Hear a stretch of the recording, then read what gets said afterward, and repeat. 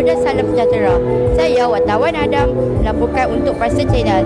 Hari ini suasana di SKPPR begitu meriah dengan kehadiran tetamu istimewa YAB Datuk Seri Anwar Ibrahim, Perdana Menteri Malaysia, bersama YB Baginda Siddiq, Menteri Pendidikan, dan tetamu-tetamu kehormat hadir sempena lawatan rasmi ke Galeri Karyawan Nordin Ahmad yang berlangsung di SK Pematang Pasir.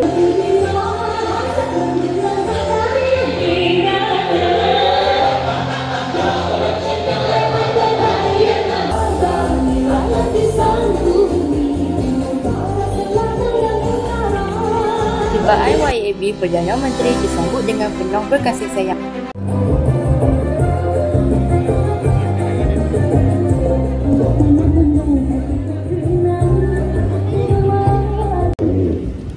Sesungguhnya engkau maha mengetahui. Dijemput Yang Amat Datuk Seri Utama Anwar Ibrahim, Perdana Menteri, memulakan lawatan ke Galeri Karyawan Nordin Ahmad dengan diiringi dan diberi kehormat dan diiringi oleh Datuk Prof.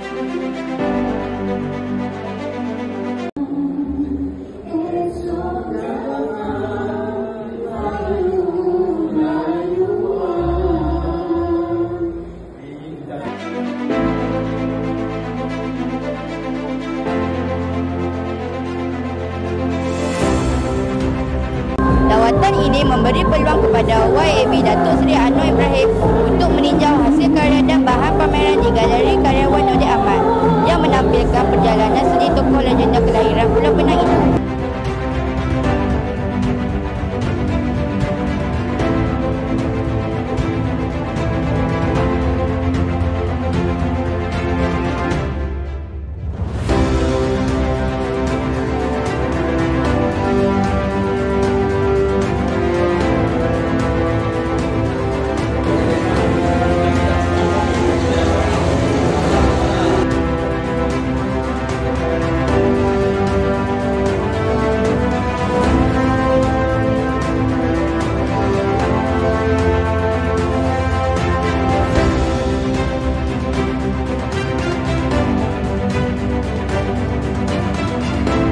Galeri ini diwujudkan bagi menghargai semangat Allahyarham Nordin Ahmad dalam dunia perfilman Melayu klasik, serta menjadi sumber inspirasi kepada generasi muda dalam menghargai warisan seni dan budaya negara.